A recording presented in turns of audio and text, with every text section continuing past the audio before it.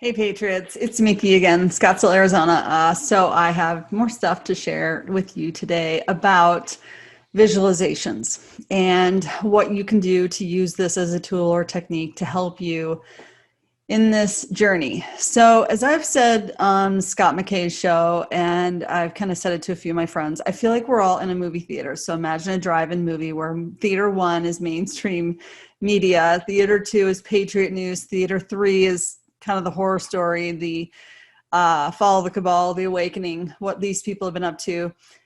But the fourth is sort of the backstage pass, the letter 10 plus 7, the where you can see all that's going on behind the scenes in the movie making. And then I kind of talked about the story, another movie theater a few steps over, which is like the story of the stars and how that relates and translates to the book of Revelation and some of the prophecies that we have heard of happening during this time. But to be completely honest with you, I'm ready to ascend to the next theater. And I'm just welcoming whoever wants to come with me, because I really believe that everything is your choice at this point. You can choose to watch any theater you want. You can choose to tap in to whatever you want. But personally, I feel like I'm on a journey. I want to enjoy every step of it. And I've graduated from some of those other theaters, so I'm ready for the next one. And the next one is ascension. So I'm just going to share with you a practice that I use that I think anyone can use.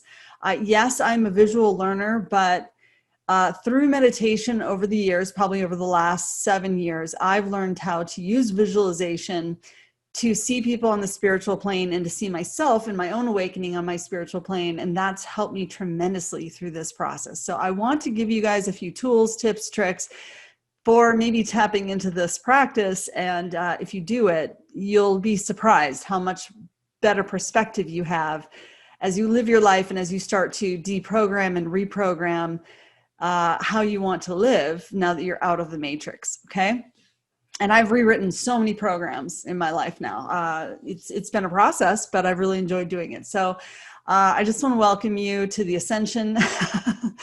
And if you want to start taking that journey, I think you should. And I don't think you should worry about where anybody else is. It doesn't matter what theater anyone is in that you know. What matters is what you enjoy. Life is a journey. It's not a destination. Our souls chose this journey. It chose this path. And so I think we can lead the charge if we want to on this ascension journey. So one thing that I do a lot, I meditate. You guys, I meditate probably 4 or 5 hours a day. I know that sounds nuts. You guys are probably like, wait, what? 4 or 5 hours a day? Well, I'll tell you, half of or most of that is in my sleep. So when I go to bed at night, I meditate for about 30 minutes or however long it takes me to fall asleep. And then in the morning time, my body tends to wake up, or it's in and out of sleep at from around 3 or 4 a.m. until the time I get up, 7:30 or so. So then my morning routine is to make my smoothie, sit out in nature, take in everything I can take in, and then I go to work. So I am lucky. I do work from home. I don't know about your situation, but I do love my morning routine. And so in the morning time, if I'm feeling really clear, I would start to go into a visualization or a meditation, allowing visions to come in. Now, again, visions, I'm not talking about like, oh, I'm having visions and seeing the future. I mean, I think there's a lot you can do in the visual world, but I'm not saying that I'm like Jesus and I see God. I'm saying I ask the universe to show me where I'm at or what I'm meant to learn. That's where my visualization started. It started with my awakening, and I will share those with you guys at some point. But right now, I feel like the most pressing thing is to share with you my visualizations of this awakening and what I was seeing throughout the course and why I know we won, and why I know that I've learned how to support people in this awakening by seeing where they are in the spirit world. So the spirit world, what is that? What am I talking about? Well, you know that that movie Avatar, where she sees him and she literally says, I see you. that means something different to the avatars in that movie. I see you means I can see into your soul. It means I can see where you're at and how you're doing and where you're evolving. We all see each other. We just don't choose to all the time. So you can see me, you can see how I look, you can see me in the physical plane. You could probably, learn about my family, or you can learn about where I come from, or you can learn about my career. That's seeing me in the 3D realm. But seeing me in the 5D realm is just tapping into the energy I put out, tapping into my life journey, my spiritual journey. So when I started tapping into my own spiritual journey, one of the very first things that I did was I freed my inner spirit. And as I watched my inner spirit become free, she quickly evolved into my higher self, my angel. Me is my soul's personification. And I watched her, I witnessed her for, 3 or 4 years before I eventually became her. Now, I don't always live in that 5-dimensional realm. Sometimes I slip and I'll see myself in the human form, and I'll work again to get back into my spirit form. So it's just a journey. It's a practice. There's no right or wrong. But so again, I had been doing a healing journey, and I was waking up that way, but I had not really completely woken up until the bad flu came. Okay, that's just me telling you my journey. So at around March 2020 is when I started having, okay, show me what's going on. Where are the people? What's going on? And I remember my very first visualization back in March, April kind of time frame. I found myself in this massive field of grass. So just imagine like a huge, park with beautiful cherry blossom trees all the way around it, just massive cherry blossom trees. So you just had all these flowers everywhere. And there was a huge gathering around Jesus in the middle. So imagine you have like a circle, people sitting around Jesus in the middle, and they were all kind of interlocked and they were all praying. But now I want you to imagine that circle, another circle, another circle, another circle, just, I don't even know, 1,000 circles of people all gathering. It was as if everyone who was ready for this shift showed up on the spiritual plane to start praying and to start manifesting this outcome. And it was the most beautiful, like I said, it was again, kind of like Avatar, where they were all linked and they were kind of, summoning their alternate reality. Okay. So that was the first visualization. Then the second one happened around May 2020. Okay, this was pretty neat. This was when I had become pretty aware of the swamp. And I found myself in my angelic form. So when you're in your angelic form, you can fly, you can float, you can hover, you can kind of go anywhere. And I found myself over this huge swampland. And I knew there were critters down below. So I summon, whenever I don't know if I'm safe, I summon a positive energy. So I summoned Jesus, and he suddenly showed up. Boom, he was right in front of me. So I'm hovering in the sky, and there's Jesus. And then suddenly all these other light workers created a big circle in the sky around Jesus, and we started to use our light. But then within seconds, I realized there were not just us. There was a whole nother ring here, and all the way to the ground. And there were rings all the way into the sky. So imagine like almost like a big tornado or a vortex. And there were some beautiful light workers. I mean, wow. I was using my hands and my feet because my hands and feet, I know my energy pathways are open. Jesus is just all light. But there were energy workers around me that every chakra was open, and they were doing like Cirque du Soleil. They were just like spinning like wee, and they were all drawing negative energies up off this earth plane and up into the sky. And I remember just feeling so safe. I was so safe among the numbers of people and spirits and their energy and their amazing, amazing openings. And I started to sort of, as I looked down into the swamp, I could see some creatures scurrying off, and others just accepting their fate. So that was a very powerful vortex. Again, I was just witnessing it on the spiritual plane, and I was trying to do my part as a spiritual light worker or warrior. And I actually think meditation is a huge part of this awakening, guys. I do. I think we have a lot more influence on other people than we expect. I think that the dark energies have been using this against us for some time. And when you use this for the positive, it is tenfold more powerful. All right. So my intentions are always very positive. I don't go into a visualization thinking there's, going to be danger. I always trust that there are spirits around me, that I will not be alone. I always trust that I'm in a safe place. And if I don't feel safe, I just come right out of it. Just wake up, or just stand up, or get up, or walk away. Right. You just also, and anytime I go into a spiritual journey like that, and I know we're dealing with some darker spirits, I always put an energy field around me in my visualization. So not only was I using light, but I was surrounding myself with light, and I was surrounding myself with light workers. Okay. Just so you know. All right. So the next visualization I had was sort of a more dangerous time. This was when Antifa was targeting DC. They had just burned down St. John's Church.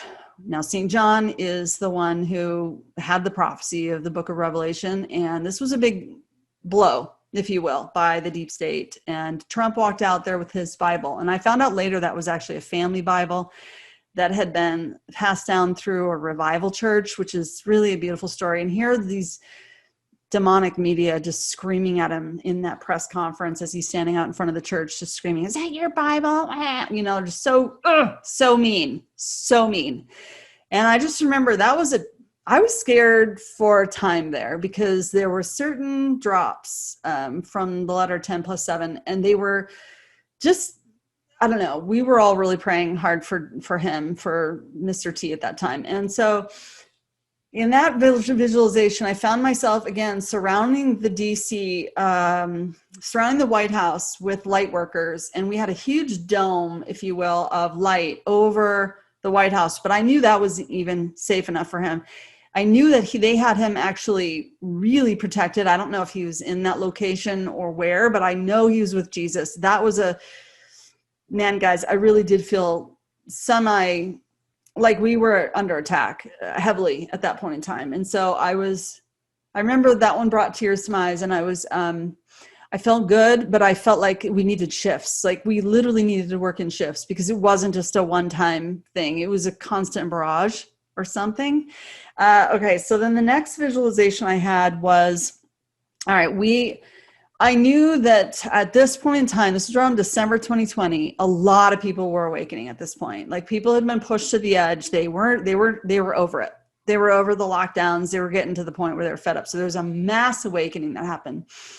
And during that time, what I visualized was a lot of people who were, again, for whatever reason, I see the ocean in my visualizations as being like the hamster wheel of life, the matrix, and the ocean is always the maritime law, the stuck out, like we're corporations at sea, and anybody that comes off the sea and onto the beach is ready for an awakening.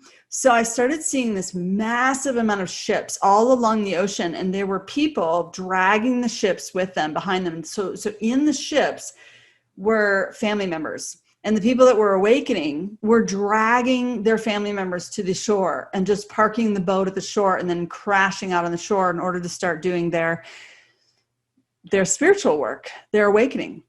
And a lot of them had bloody hands and blood all over their shoulders, because they were so strained, just trying so hard to drag their family. And a lot of times their family was asleep in the boat, just fast asleep, couldn't wake them up, but at least they were safe and they were on the shore. Okay. So a lot of the people that were coming up were being healed by the spirits and by all of this. So imagine you have all these angels on the shore, and they're awake, and they've done all the work. They've had their spiritual awakening, and they were all cleaning and cleansing and healing and supporting and, showing people around this beach, which is beautiful. It's a beautiful place to be. So that was a really amazing moment, because we knew that we had a lot of people coming to the shore to do an awakening and to help us fight this spiritual war, which is what we're in. All right. So the next one, so I had actually a friend who came to shore in one of my visualizations, and she came to shore with all this like army gear. She was dressed almost like a Marine, and she crashed out on the shore, but within seconds, within like a day, she had moved into her spiritual being, which I have not seen anybody move that quickly. And she was just like right next to me the whole time. Like, what are we going to do next? What's next? Where do we go? Who are we going to fight? What are we going to do? She still laughs about that to this day, because it's so funny how quickly she morphed into her spiritual being and how ready she was to help fight this battle. This like hair that's all curly. Anyway, so all right, so the next visualization, all the people that had done their spiritual awakening, who are ready to be part of the storm, because that's what we are. We were the storm.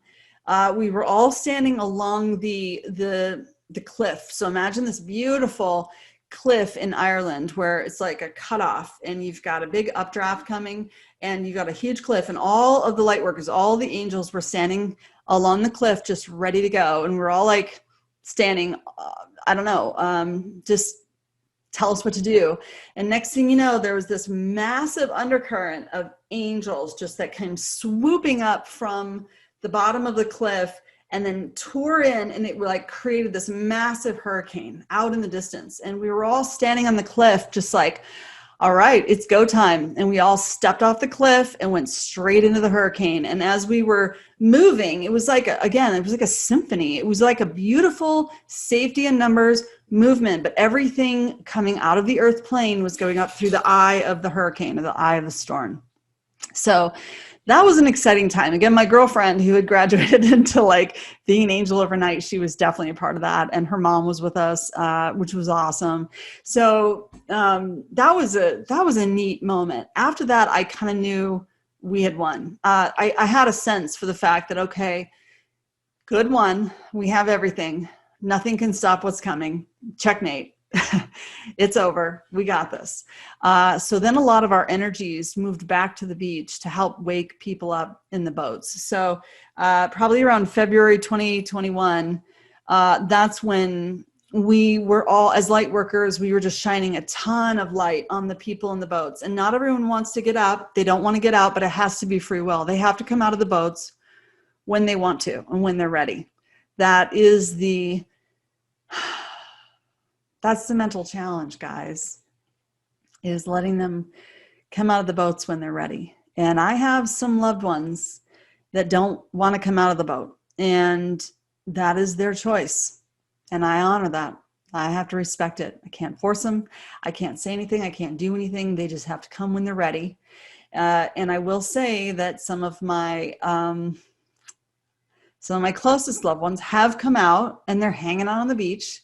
It took them a little while. They've got their feet in the sand or their head in the sand. They're not interested in learning what's going on in the spirit world just yet, but they're acclimating, and that's okay too. So what I would say is that I've used this technique to find acceptance and to find an understanding of where people are around me and to support them wherever they are.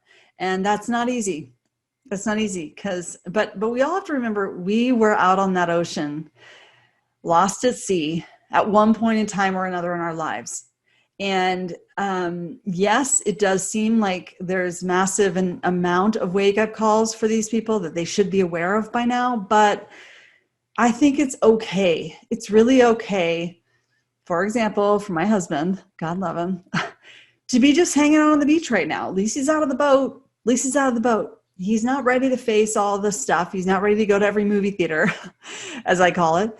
But you know what? He's actually pulling out the beach ball, and he's kind of starting to build the picnic, and he's hanging out, and he's acclimating. So I gotta be grateful for that. He's not interested in this.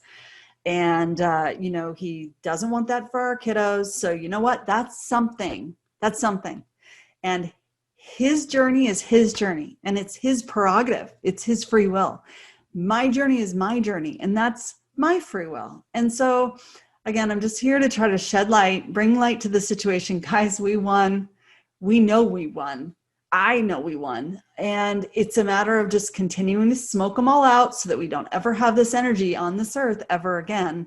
And you don't have to fight if you don't want to fight. You can just ascend. You could just start practicing rewriting the programs of your life, right? So rewriting the way you eat, the way you sleep, the way you live, the way you think, the way you meditate, the way really, we don't need as much as they've sold us, okay? I have simplified my life like crazy. I don't need a bunch of money. I don't need a bunch of things. I don't need anything except for to be happy and to find great love in my life. right? That's all we need.